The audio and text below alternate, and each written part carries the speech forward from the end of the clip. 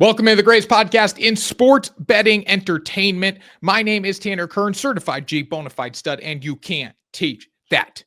In this right here, this is G Money Grant Mitchell. His Commanders, his commies were just left out of the Super Bowl, and you can't teach that. Sorry, Grant. Bada boom. Man, the people in the room. G Money Grant Mitchell, how you doing? I'm doing pretty good. I'm doing about as good as you can do as after your team led up a conference championship record amount of points. I was kind of shocked to hear, but you think about it, 55 points is a lot for one of the top four teams to let up, but nobody thought the Commanders were even going to make the playoffs. So the fact they made it to the conference championship game, I feel like I can't be too disappointed, and I shouldn't be. No, I mean, Jayden Daniels is unbelievable. He is that guy. He is going to be very good for a long time in Washington. That's the biggest thing. You have your quarterback. So since you have your quarterback, you're in a good spot. Now you can build around him. You know what I was surprised to learn? I saw somebody post a list of the QBRs of quarterbacks since 2018 in the conference championship game and the Super Bowl. Of the top seven, Mahomes had 5 of them. No surprise. Brock Purdy had one. Jayden Daniels in that game against the Eagles had another one.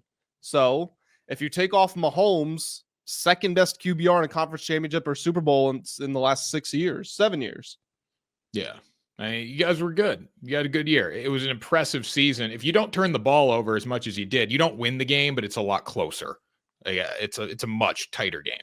And normally I would say that doesn't change the final result. With how many comebacks Washington had this year, if it's a 7-point game with a couple minutes left, then maybe they do win it. I still don't think they would, but you can't say they wouldn't have, especially since they already did it to Philly. Turnovers, definitely the difference, and specifically the timing of the turnovers, because you had one early in the game, which allowed Philly to get out to the big lead. Then you had one right at the end of half. You could have tied the game going into halftime, but instead it became a 2-score game, which was obviously terrible. And then in the second half, you get a stop early on. It's like, okay, we can actually come back here. And then they turned it over again. So again, not only were the turnovers awful, but the timing of them could not have been any worse. There's one team in the NFL that can overcome turnovers, and that is the Kansas City Chiefs. We knew the Chiefs would be in the Super Bowl. The Chiefs are unbeatable. They are omnipresent, omnipotent. Every single word that means that you can't lose. That's what the Kansas City Chiefs are, Grant. We're going to talk about that on the show today. But before we do that, Grant, why don't you tell the people why they need to check out WSN and Ride the Line? Yeah, absolutely. Check out Ride the Line. Well, it's right here. You don't have to go very far. Hit the subscribe button. Tanner and I are here throughout the week, throughout every week, talking about what's going on in the world of sports, previewing big games. We'll talk about the NFL draft, the World Cup, the NBA finals, whatever you are a fan of, we will be talking about it. So hit that subscribe button. And if you're into sports betting at all, go to WSN.com. Myself, Tanner, a team of experts, talking about games, sharing betting picks. We got sportsbook promo codes, everything to make your sports betting journey a more profitable and enjoyable experience. It's over there at WSN.com. That's right. So we got the Chiefs. We got the online chatter. Patrick Mahomes gets all the calls. Grant. Patrick Mahomes is 17-3 in the postseason. I saw a tweet, if that number is correct, seems pretty accurate. He's only lost 3 postseason games. Tom Brady, Joe Burrow. Yeah. He may get some calls in some timely spots. I think the more playoff games you're in, I think the more people want you to lose. These calls get magnified, obviously. With that being said, the Chiefs outcoached the Bills. They outplayed the Bills. They rattled Josh Allen. Josh Allen did as much as he could do. They put a lot on Josh Allen in this football game. With that being said, this was a masterclass by Kansas City. And we can make the case, he got the 4th down. He didn't get the 4th down, whatever side you're on. The call on the field there was going to be the call on the field. And personally, if it comes down to an inch on a video replay that you really can't see the ball, like there's nothing indisputable, you don't deserve to win the football game. If Josh Allen can't get more than a half an inch on 4th down, you don't deserve to win. Don't run quarterback sneak. You've run quarterback sneak all day. It hasn't worked. The Bills deserve to lose the football game, and the Chiefs deserve to win. I don't care about the calls. Calls don't matter in this one. It came down to one team outcoached and outplayed the other team. I'm a big proponent of, if you're looking to the referees to either, if either you're blaming the referees for a loss or you're looking to them to save you, then you deserve to lose. Now, there are rare exceptions where, it's a tie game, end of game. This call did change that final outcome. I don't think this was it. I'm with you. Kansas City was leading for most of the game. They were the aggressors in this matchup. We talked all season about how Kansas City's offense, it's not explosive, and it doesn't look the same as it has in years past. What do? They score a season high in first half points. It was the first time they scored 21 points in the first half all year. It just goes to confirm our theory, which is it doesn't matter what type of game you want to play. If Kansas City's going to have the ball for 20 minutes, they're going to have it for 40. If you want to score 40 points, you want to score 17. It doesn't matter. They are always going to make the winning plays. That fourth down call, the one with Josh Allen, where they said he was short, sure, it was controversial. I actually don't think it was a bad call. He looked a little bit short to me in real time. And then once you go to replay, again, you can't see the football. So it's not going to get changed. So I don't think this was an instance of them getting away with the right call. I understand that's what everybody wants to run to online because that's the narrative. But if you've seen some of these analyses of the amount of calls that have been for or against the Chiefs during their playoff run, they've actually been on the lower side. They haven't gotten as many calls. They've given up or they've gained less yardage than their opponents have. Again, it's amplified in the big moments because we want to look at these personal foul calls, roughing the passer, stuff like that, and blame Patrick Mahomes.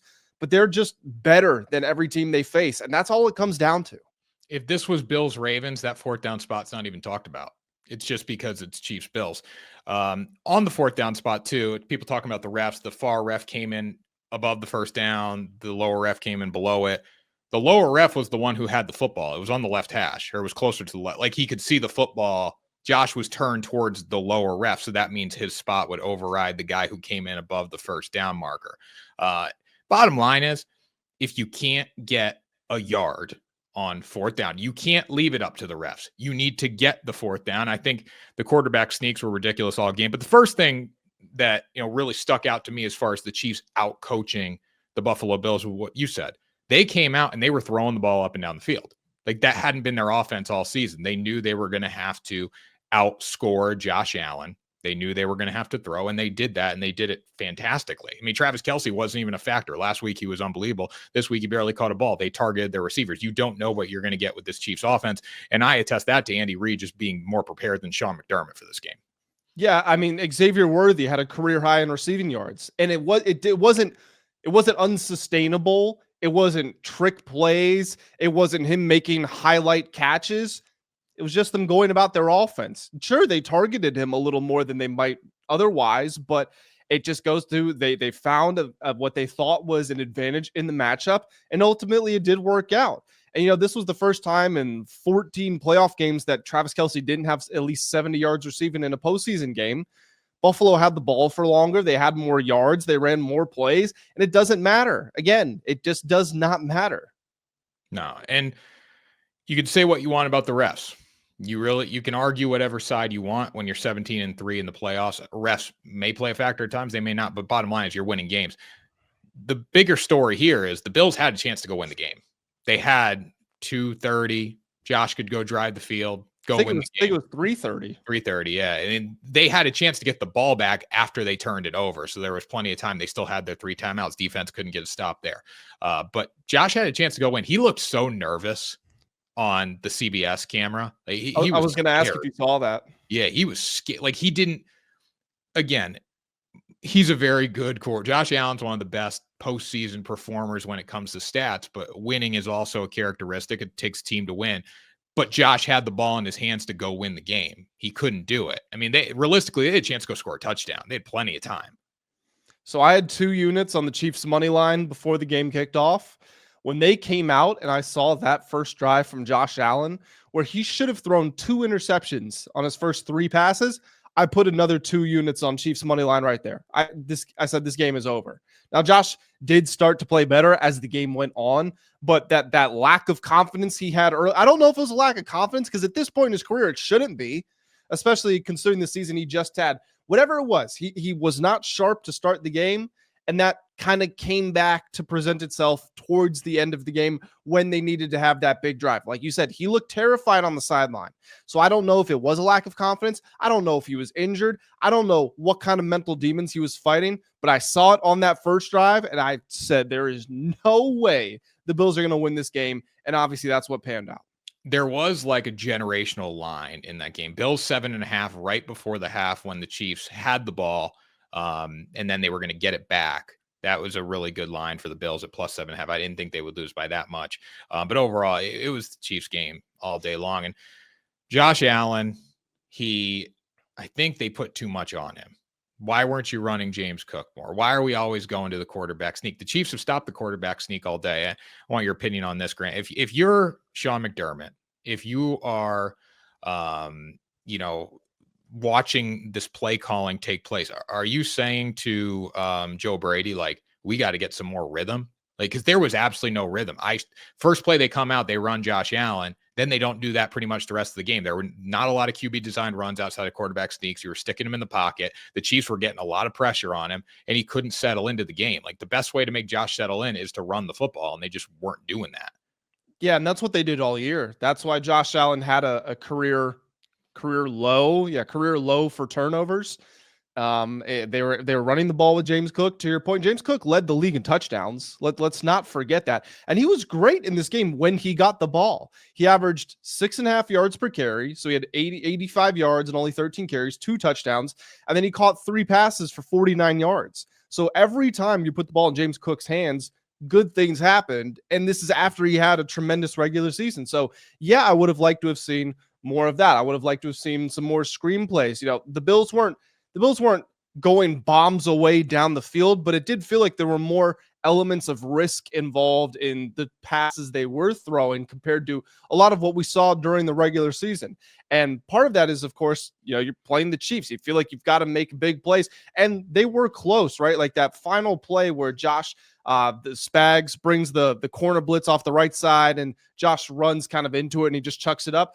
As broken of a play as that looked, Dalton Kincaid's got to catch the ball. It was right there in his arms. I saw an angle from someone in the stands. It's a lot more open than it looks to be on TV. The Bills were still right there, but I feel like, we already talked about Josh Allen, but Joe Brady, McDermott himself, everybody feels the pressure walking into Arrowhead. And we were debating if that was real or not before this game. I think you saw it once again manifest itself in the big moments. Well, I think teams, when they play the Chiefs, they think they need to be something else than they are to go win the game. Like, yeah. Joe Brady was in his head with the play calling. Again, Joe Brady's a very good play caller. There was no rhythm at all and again, we're just sitting here on YouTube talking about this, but it was clear there was no rhythm. They looked uncomfortable. Hey, Josh Allen, you need to get involved in the run game. When it's 4th and 1 and the quarterback sneak hasn't worked all day and you're doing it, it's not a tush push. A tush push is when you push somebody from behind. This is just Josh Allen going left. The Chiefs knew it. And we saw that early in the game on the 2-point conversion after the offsides penalty by the Chiefs. It's like they knew that was coming. They knew Allen was going left, and they baited them into that. But again, Dalton Kincaid, he's open. He's got to make the play. However, you look at the situational play call by Steve Spagnuolo, it was unbelievable. I mean, he knew what they were going to do. He blitzed right into where Josh Allen wanted to go. And at that point, the probability of the catch goes down significantly when Allen's throwing it off his back foot. It was also a very unorthodox blitz. I mean, Tony Romo said on the call, Buffalo's dropping back. And if you look at just the alignments of where everybody is, does not look like pressure at all. So this once again just goes to show that the Chiefs defense, I wrote an article actually for WSN.com. Go check it out. I think the Chiefs defense is consistently year in, year out, one of the most underrated units in football. Like last year, they had the great statistical season. This year, they're somewhat average. They're 4th in points allowed, which is great, obviously. But if you look at advanced metrics, they're 13th in success rate, 15th in EPA per play, if you want to go to all that stuff. What I notice every time I watch them in big games, they get stops when they need to. That's what I think defines them. Think back to the Super Bowl last year. The 49ers get the ball first in overtime. People forget about this. The 49ers got the ball first. They're driving down the field. They're at like the 10-yard line. It's 3rd and 7. And Spags brings this pressure that Brock Purdy isn't ready for. He has to throw it away to kick the field goal. And then obviously the Chiefs get a touchdown. They win the game. Same thing here. Just a totally unorthodox look. When everybody thinks you're dropping out, you get pressure, you get a stop. This is what they do. It's the preparedness of Spags. It's the familiarity between the coordinator and the players, the talent on the defensive side of football. Chris Jones, Trent McDuffie, all these guys, they're great.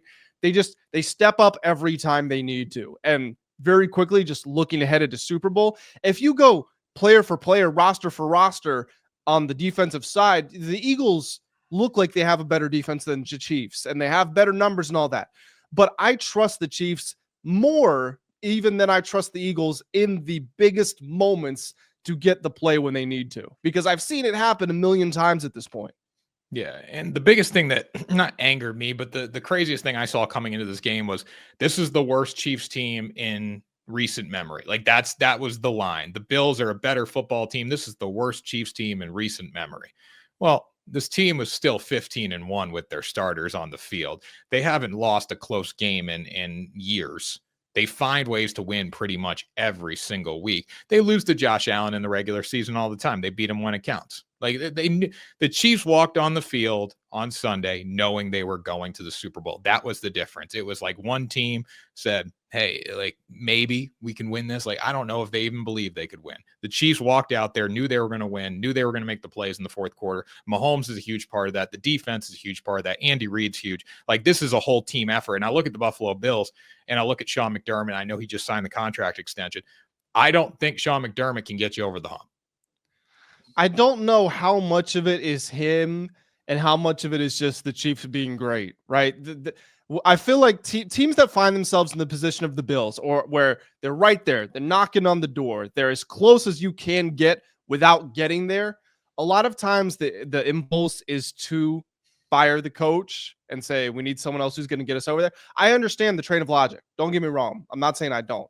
The problem is you are already in such a strong position that there's a very good chance a new coach comes in and strips it away and you fall down. Now, that coach could be the difference, but I don't look at it as a 50-50. I think it's like a 25-75, with the 75 being you regress. So at that point, it's up to the front office. Do you want to take that chance? And if you do and it works out, you look like a genius. But if you fire Sean McDermott, someone else comes in, and your new coach doesn't do great, McDermott gets a new job, he elevates a team that was at the bottom to the playoffs, well, then you kind of look like a fool. Yeah, I mean, he's a good coach. It comes down to like the Mike McCarthy syndrome a little bit. Like Brian Schottenheimer, I don't know if he's going to be as good for the New York or for the Dallas Cowboys as Mike McCarthy. With that being said, Mike McCarthy couldn't win big games. They got rid of him, or they mutually parted ways, fired. Me and my buddies have been doing a whole bunch of edits with Brian Schottenheimer. I'm in a big group chat, like 10 other guys, and one of them's a Cowboys fan and nobody else there is. So we've been messing him with, like, we edited Shot for Me by Drake. We crossed out Shot and put SCHOTT, and we put Schottenheimer's face over Drake's face. We've been doing a whole bunch of stuff like that. He's not very happy with the hire. Oh, and I'm sure most Cowboys fans aren't necessarily happy with the hire, but Mike McCarthy was a good football coach. Like that's the issue. He just couldn't get them to where they needed to go. And I don't know if anyone's going to be able to beat the Chiefs in the postseason. If I see how this plays out realistically, and we're going to talk about the Super Bowl a lot coming up in the next 3 episodes before the big game. But when I look at the Kansas City Chiefs right now, I think they obviously should be favored to beat the Eagles. The Eagles are 100% a better football team. I can't make the case that Buffalo is a better football team. I think talent for talent, I'm going to give the edge to the Chiefs there. I don't know how people could say Buffalo was better. Josh Allen was great. Patrick Mahomes was great. And I'll trust the Chiefs in high leverage moments. But talent-wise, there is no denying the Eagles are a better football team. With that being said, though, I trust the Chiefs to get it done because they always get it done. And if they lose, I'm not saying I'd be surprised because the Eagles are a great football team, but if I got gun to my head right now, I got to pick a side. I'm taking the Kansas City Chiefs 100% of the time. Yeah, I mean, just very quickly, I'm running through the Chiefs' depth chart. I'm going to call out positions where I think they have the on paper advantage. I'm only talking about the talent of this individual player compared to the Eagles. So, quarterback, we like Patrick Mahomes over Jalen Hurts. We're not going to argue that. At center, Cam Jurgens has been really good. I think we're taking Creed Humphrey. Feel like that's fair. They're a wash. Yeah. I think the offensive line's a wash. I think the Chiefs have a good offensive line. I think the Eagles have a good offensive line. The line as a whole, I would take the Eagles. I think the Chiefs is good too, but I'm just that one position. Yeah. Creed Humphrey's the best center in football, in my opinion. So I feel like you got to give it to him there. On defense, defensive tackle, Chris Jones over Jalen Carter. I feel like that's about as close as it can get. I think you got to give Chris Jones just the slight nod out of respect, but like Jalen Carter could outplay him on any given day. It's a wash. Yeah, they're a wash. Corner, Trent McDuffie versus really anybody the Eagles have back there. I feel like that's a wash too. Other than that, where on paper do the Chiefs have the advantage? I don't think it exists anywhere. It's really only at quarterback that there's the big separator. I'll take Kelsey over Goddard. Fair. I'll take Kelsey over Goddard. In a big game, I'll take Kelsey over Goddard. Was great in the NFC Championship. But coach, massive advantage. I will take Andy Reid 100% of the time over Nick Sirianni. And that makes a huge difference, as we saw. I mean, nobody expected the Chiefs to come out and just fire the ball around the field. They did that. And championship DNA experience, I'll take the Chiefs. It's going to be a great football game. Like, this is the matchup. I don't know how people, and Grant, I know you're a Commanders fan, so I don't want to, it makes sense for you. But the fact that people are like, I want Commanders Bills. Like, no, I want to see the best of the best. I want to see Eagles versus the Chiefs, because I don't know what's going to happen in that game. If I get Chiefs versus Commanders, I probably see the Chiefs win that game. If I get Bills versus Commanders, it could be a little tighter. Maybe if I get Bills versus Eagles, I still want to see the Chiefs. I want to see the best of the best in a position to make history or get knocked out in the Super Bowl. Well, so I wanted the Chiefs over the Bills. I think the reason seeing the Commanders could have been cool is because, yeah, they would have been inferior, obviously, but if they had won 3 straight games against the top 3 seeds in the NFC and Jayden was playing the best football of anybody in the playoffs, it truly would have been a team of destiny and also the hottest team in the league. So I feel like that's what made that team different from like your typical underdog, and also just the historical nature of a rookie in the Super Bowl, like Mahomes trying to be the first, maybe already the GOAT, first guy trying to get the three-peat versus the rookie. Like that could have been a very cool story, but seeing how the NFC Championship game actually did play out and seeing the Eagles' advantage literally at every position on the field aside from quarterback, and Jalen Hurts played very well in that game too. Then in hindsight, I'm glad we do have the Eagles. As a Commanders fan, I'd love to be there, but I'm glad we're getting the best team from the NFC, which was the Eagles. Yeah. And, people have made the case too, in coming into this game, I don't see how the Chiefs stop the Eagles' run game. Well, you can counter that and say, well, the Chiefs got beat up on the ground by James Cook because they made sure Josh Allen wasn't going to beat them. That was, if we take away Josh Allen, we give ourselves a chance. Obviously, exploit the run game. We saw that in the second half. The Bills didn't stick with it. I don't know why they didn't stick with it all game. Now, you go to this game, if I'm the Chiefs, I'm saying I need to stop Saquon Barkley. I need to neutralize him, at least not stop him. He's still going to have 100 yards, but I need to minimize what he can do. If Saquon rushes for 110 yards, the Chiefs put themselves in a really good position to win the game. You need to make Jalen Hurts beat you down the field. It's going to be hard with A.J. Brown, but realistically, when I'm looking at targets right now, Devontae Smith, I don't fear him as much. I fear A.J. Brown. I fear Goddard a little bit. I think if you can neutralize A.J. Brown, you really frustrate Jalen Hurts. So if you can limit Saquon on the ground and you can contain A.J. Brown, the Chiefs defense puts themselves in a position to win the game. Much easier said than done, though. What makes this so interesting for me is, we're talking about the Eagles have the advantage everywhere except for quarterback and obviously coach, not a player, but they got the advantage there. Jalen Hurts played the best game of his football life the last time he was in the Super Bowl, which was against the Chiefs. So can he do that again? This year, he was not as good as he was in 2022 when the Eagles did get to the Super Bowl. Jalen Hurts was awesome that year, and he was truly the guy. He was the one who was carrying them. He hasn't been asked to do that, but he played well in the conference championship. He had that game against Pittsburgh where he had 300 yards. That's where he said, is that what y'all wanted to see? So he can still do it. I think it's just a matter of, is he going to? Because if he does come out, if he's going to throw for 300 yards and have 4 total touchdowns like he did the last time these teams played, Eagles got a very good chance to win. A very good chance to win. They were only 3 points away last time. So I'm excited to see how this plays out.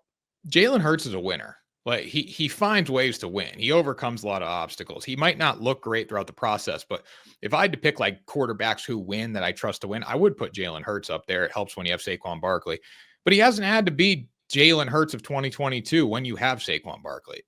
That's what I think people forget when we're judging Jalen Hurts. When he's only asked to throw the ball a few times per game, when that is secondary to the run game, he's not going to look as good. You're not settling in. You're not working your pass game as much. You are running the ball first, and that takes away from what he does as a passing quarterback. Running the ball, he looked really good. Knee was totally fine in that game. That shocked me. I thought for sure, because I heard a report from Sal Paolantonio of ESPN. He said he looked at like 40-50% at practice. He was going to wear the knee brace. He looked awful against the Rams. I'm sure they shot him up with whatever. And maybe if the Commanders get to him, like if they actually successfully hit him in the knee, not that I'm rooting for injuries, but just like if they made him feel it, it probably looks a lot different in the second half of that game, but they didn't. And he got confident, he got hot, and he started rolling. Yeah, no, he was fun to watch. And this Eagles team's really fun to watch. Now, Grant, going into this game, we're going to have a lot of people say the Chiefs are going to get calls and all that, but these are two teams that a lot of people don't like. Eagles, Chiefs. I don't want you to give your pick on who's going to win the game. I want you to give your pick on who do you want to see win the game as a fan. And then obviously Chiefs, Eagles, Chiefs. Yeah, I don't want my division rival to win for me personally as a Commanders fan. And I would rather see history be made. I would want, if there's a team that deserves it, and I know they're annoying. I know they have their haters. I understand. I'm tired of seeing Andy Reid in the fumble rooski. I'm tired of it too. I get it. Travis Kelce is celebrating people's face and then looking for sympathy from the refs. Mahomes is flopping. I get it. But if there's a team that deserves it, it's these guys. From the way that they came in, they put the league on notice. They've handled their business. Their starters have lost one time since Christmas of 2023. If there's a team that deserves it, it's them. Joe Burrow is going to end the dynasty next year anyways. That's already written. Joe Burrow in the playoffs everyone's got kryptonite. That's kryptonite for Patty Mahomes. I think I would rather see the Chiefs win. I want to witness history. And I don't understand this take, and we can close with this, but if you think football is rigged, there are people out there that think the NFL is rigged for our entertainment purposes and all this stuff. Why? And you say the Chiefs get the calls. Why in the world do you not bet on the Chiefs every single week? I can't understand this. This is the stupidest online tweet you were ever going to find when people say, oh, the Chiefs get all the calls. This is ridiculous. Tough to beat the Chiefs when you got the refs against them. Just bet on the Chiefs. Fun story. I think I bet against Mahomes. How many times be an underdog? 13 times or something? He's 12-1-1 against the spread as an underdog. So Okay, 14. So yeah, 14 times. I've bet against Mahomes as a dog. I'd say 11 times, 10 times. Like I was always I'm a Tom Brady guy. I love Tom Brady. Tom Brady's the man. Never going to be as good as Mahomes, or Mahomes never going to be as good as Brady.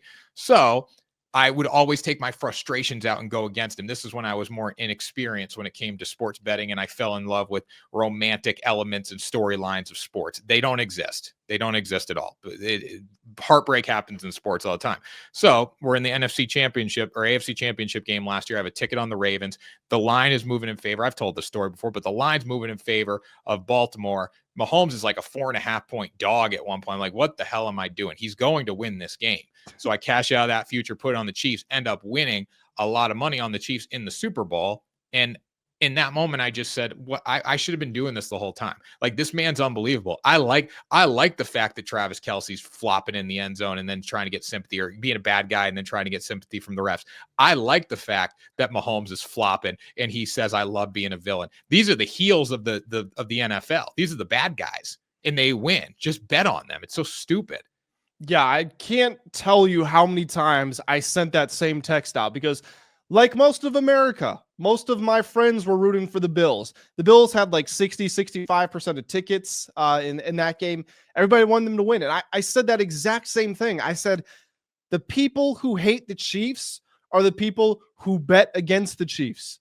It's if there's a Venn diagram and you're supposed to see some overlap, this is the circle of the Bills betters, and this is the circle of people who think the NFL is not rigged. If you think the NFL is rigged, then you're not betting on the Chiefs. It's No. that simple. Yeah, I mean, I did feel bad for Josh Allen. Like I saw Josh Allen walk off the field, and like it was I felt bad for him. With that being said, I checked my FanDuel account. I saw I was up money. I thought he's got about $1 million bajillion dollars in the bank. He's dating Haley Steinfeld. I got a little more money in my FanDuel account. He's good. He's fine. We're both good. We both won today. You know, Josh Allen's still winning, even though he's losing in the playoffs. I did feel bad for him. I want to see Josh Allen get over the hump. I won't root for Josh Allen over anybody. I kind of like Lamar, but like Joe Burrow, if I'm looking at top tier quarterbacks, it's Joe Burrow, it's Patrick Mahomes, it's Lamar, it's Josh Allen. I will root for Joe Burrow over any of those guys. Mahomes is probably number 2. Like, and then other than that, Josh and Lamar can battle it out. I don't really care, but I did feel bad for Lamar. You forgot some guy. He lives Who? in DC now. Used to be in Louisiana. Well, who am I missing? He used to be Jayden Daniels. No, I'm talking AFC. Okay. AFC and NFC. I'm Baker Mayfield. Like I don't. Yeah, you are. The Baker, NFC quarterbacks aren't likable. Like Jaden's likable. The rest are not likable.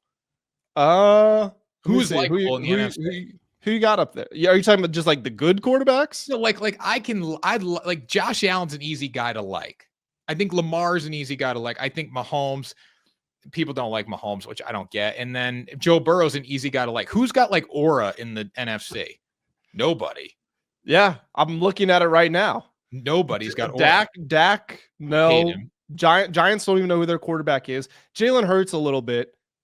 He used to be the gimmick was cooler in 2022 than it is now. Was. Yeah. Caleb Williams, no. Goff, no. Love, no. Darnold and McCarthy, no.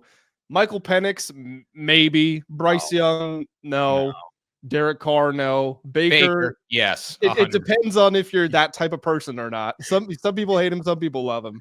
Kyler, Stafford, Purdy, and Geno. Like none of those quarterbacks, though, if they lost 4 times to the same quarterback in the playoffs, like my heart would like genuinely hurt for them. Yeah. Josh Allen, like you can say that about. You can't say that about anybody in the NFC. We talked before this game about if Josh Allen, if it was in his head, if he wasn't confident. We had a whole discussion on that. And I said no. I said, I'm sure he's aware of it, but I don't think he enters the matchup feeling like he lost. At 0-4 now, how 8-9 years into his NFL career. Yeah. Next time he faces the Chiefs in the playoffs, I think he's going undefeated. Yeah, I think he's 0-5. And it depends on how the season goes and how the teams play out. I want to see Josh Allen win one, but it's probably not going to be over Mahomes. The Chiefs dynasty is going to come crashing down. I think the only person who can take down the Chiefs dynasty is Joe Burrow. That's it. If the Ravens have a similar year next year, I think the Chiefs, once you know this as a former athlete and just someone who's, driven, has different goals. It's like once you hit the goal, it's like a dog who caught the bird or like the dog that got the bone. Like, where do I go now? The Chiefs, if they finish this three-peat, even if they don't, honestly, either way, they're not going to have that same season next year. This is the final year. It's ending. Travis Kelce probably going to retire. You're going to see injuries. It sucks. It's a part of football. All of these deep runs into the postseason, your bodies are going to start to give out, and you're just going to lose the mental drive. It's going to happen. So next year, I think it's going to be Burrow, Allen, Lamar. One of those guys next year has to be the year for them to get the job done with the window wide open. And whoever it is, it could be any one of those 3. I don't see anybody else doing it, but whoever steps up, gets to the Super Bowl, and if they win it, then they're going to be the ones who put themselves in that conversation. Lamar's turnovers in the playoffs, though. Like, he can't shake that.